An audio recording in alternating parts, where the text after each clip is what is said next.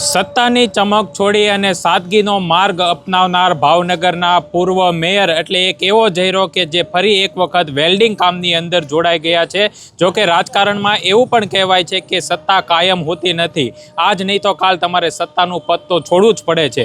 ભાવનગરના ભરતભાઈ મેયર કે જેઓની તાજેતરની અંદર જ ટર્મ પૂરી થઈ છે અને ફરી એક વખત વેલ્ડિંગ કામમાં જોડાયા છે। મેયર સાહેબ, કેટલા વર્ષથી વેલ્ડિંગ કામનો વ્યવસાય છે અને જો હવે તમારું જે ટર્મ છે તે પૂરી થઈ છે, શું કહેશો આપ? લગભગ 35-40 વર્ષથી વેલ્ડિંગનો ધંધો કરું છું અને 2.5 વર્ષ મેયર પદ રહ્યા પછી પણ ચાલુ મેયર પદે પણ હું કલાક પ્રેક્ટિસ કરવા, ખાસ વેલ્ડિંગ ભૂલી ન જાઉં, કાચું ન થઈ જાય અભ્યાસ મારો, એટલે દરરોજ આવતો હતો અને આજે ફરીવાર અહીંયા મેં મારો ધંધામાં જોઈન્ટ થઈ ગયો છું। મેયર સાહેબ, ઘણા નેતાઓ સત્તાની ટર્મ પૂરી થયા પછી પણ સુવિધા છોડતા નથી, આપે ફરી પાછું વેલ્ડિંગ કામ શરૂ કરી દીધું છે। મેં વેલ્ડિંગ કામ શરૂ કરી દીધું છે। હું મેયર બન્યો ત્યારે ભાડાના મકાનમાં જ રહેતો હતો અને આજે પણ ભાડાના જ મકાનમાં રહું છું। જો તમારી સત્તા છૂટી પછી કોઈ અત્યારે તમે ખાલીપો મહેસૂસ કરી રહ્યા છો કે જ્યારે સત્તા હતી ત્યારે તમે બધી જગ્યાએ ભાવનગરના એક પ્રથમ નાગરિક હતા અને દરેક જે કાર્યક્રમની અંદર તમારી સાથે ખૂબ મોટી સંખ્યામાં તમારા કાર્યકરો હોય છે, લોકો હોય છે? મને પૂરો આત્મસંતોષ મળ્યો છે। એક લારીવાળાને ભારતીય જનતા પાર્ટીએ મેયર બનાવ્યો અને મેં લોકોની ખરા દિલથી, ખૂબ મહેનતથી, ઈમાનદારીપૂર્વક સેવા કરવાનો મને લાભ મળ્યો અને મેં પૂરી ઈમાનદારીથી આ કાર્ય કર્યું છે। જો ફરી વખત તક મળે તો તમે મેયર બનવા ઈચ્છો ખરી? આ વિચાર હર કોઈનું સપનું હોય છે, પણ જ્યારે રાજકારણમાં હોય ત્યારે પોતપોતાની પાર્ટીના માર્ગદર્શનમાં ચાલવાનું હોય છે, પાર્ટી કહે તેમ કરવાનું હોય છે અને તેથી અમે અમારી પાર્ટી કહે તેમ કરવાનું હોય છે।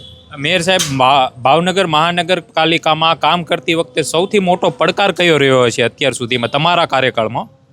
પડકારમાં દરરોજ પ્રશ્ન આવતા હતા બસના, કે હવે ટ્રાન્સપોર્ટ કેદી ચાલુ કરો છો, બસ કેદી ચાલુ કરો છો, અને તે અમે મારા કાળમાં હું નસીબદાર કહેવાવ કે મને કેન્દ્ર સરકારે એનો નિમિત્ત બનાવ્યો અને ભારતીય જનતા પાર્ટી દ્વારા પૂરી 100 બસ, 80 મિની લક્ઝરી, જેને કહી શકાય લક્ઝરી જ કહી શકાય તેવી સિસ્ટમવાળી બસનો પાસ કરવામાં આવી અને 50 બસો ભાવનગરમાં રોડ ઉપર ફરતી પણ થઈ ગઈ છે। તેનું અમે ઉદ્ઘાટન પણ કર્યું છે, તેનું લોકાર્પણ કર્યું છે અને મને ખૂબ આત્મસંતોષ છે કે લોકો મોટા ભાડામાંથી, ખાનગી વાહન ભાડામાંથી મુક્તિ પામ્યા છે। મેયર સાહેબ, કોઈ એવો એક નિર્ણય કે તમે એ નિર્ણય કે પછી કોઈ કામ કે તમે આજે પણ સુધારવા માંગતા હોય? જો હવે તમે મેયર તો ટર્મ તમારી પૂરી થઈ ગઈ છે, પણ સુધારવા માંગતા હોય કોઈ મોટું? હજી ગઈકાલે જ એવો બનાવ બન્યો કે અમુક વિસ્તારમાં પાણી હોવા છતાં પાવર કાપને કારણે ના મળી શક્યું, ત્યારે અમે આગવું આયોજન કર્યું છે। નિવૃત્ત થતાં પહેલાં પણ એક જનરેટર એવું મળી જાય, શરૂ કરી દઈએ ટ્રકમાં, કે જ્યાં ફિલ્ટર પર પાવર કાપ હોય ત્યાં લઈ જઈને આ જનરેટરનો ઉપયોગ કરીને લોકોને પાણીની સુવિધા અટકાય નહીં, ટાઈમસર પાણી મળી રહે, તેવું મારું સપનું હતું। રાજકારણમાં આવ્યા ત્યારે અને હવે મેયર સાહેબ જ્યારે વેલ્ડિંગ કામમાં જોડાયા છે, શું વિચારોમાં પરિવર્તન આવ્યું છે તમારા? મારા વિચારોમાં કોઈ જ પરિણામ નથી આવ્યું। રાજકારણમાં આવ્યો ત્યારે મેં નક્કી કર્યું હતું કે લોકોને કંઈક એવું ઉપયોગી થવું કે જે લોકો મને કાયમ યાદ કરે, અને મેં બસ, પાણી વિતરણ, એવી ઊંચી ક્વોલિટીના રસ્તા જે આજ સુધી બન્યા નથી, વ્હાઇટ ટોપ રોડ ભાવનગરમાં પહેલી વાર બનાવવામાં આવ્યો છે, તેવા રસ્તા પણ મારા સમયકાળમાં બન્યા હોવાથી હું નિમિત્ત બન્યો છું। ભાવનગર મહાનગરપાલિકાનું ઇલેક્શન આવી રહ્યું છે, તેને આપ કેવી રીતના જોઈ રહ્યા છો? ભાવનગરનું ઇલેક્શન આવ્યું છે, અમે કરેલા કામ, ઉમેદવાર જે કોઈ હોય પણ કમળ માટે થઈને અમે નીકળવાના છીએ, કારણ કે અમને કોઈ સંદેહ નથી, કારણ કે અમે લોકોની વચ્ચે રહ્યા હતા, રહેવાના છીએ અને રહેશું।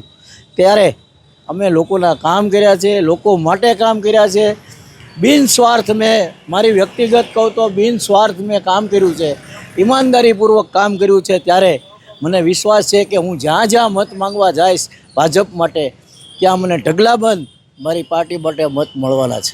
આ વડવા વિસ્તારમાં તમારી વેલ્ડિંગની દુકાન છે, ત્યાંનો તમારો સમય શું હોય છે? ક્યારે તમે આવો છો? કેટલો સમય કામ કરો છો? સવારે લગભગ 8:30 9 અમારી કેબિન ખુલે છે અને કામ ઉપર આધાર હોય, રાત્રે ક્યારે બંધ થાય નક્કી નહીં. જેટલું કામ હોય તેટલું પૂરું કરીને જવું પડતું હોય, લોકોના કામ પૂરા કરવા પડે અને તો જ આપણા ગ્રાહકો સચવાય, માટે તેઓને સાચવીને વાત થતી હોય છે. જો તમે એક સાદગી ભર્યા નેતા તરીકેની છબી તો ઉપસી આવી છે તમારી, ખાસ કરીને તમે મેયર હતા ત્યારે તમારા ચેમ્બરની અંદર અમે પણ અનેક લોકોને જોતા હતા, રજૂઆત કરવા માટે આવતા હોય છે. તો તમે મોટાભાગના નિર્ણયોમાં સફળ થયા છો અત્યારના શાસનમાં, કારણ કે મહાનગરપાલિકામાં ખૂબ મોટા પડકારો રહેતા હતા.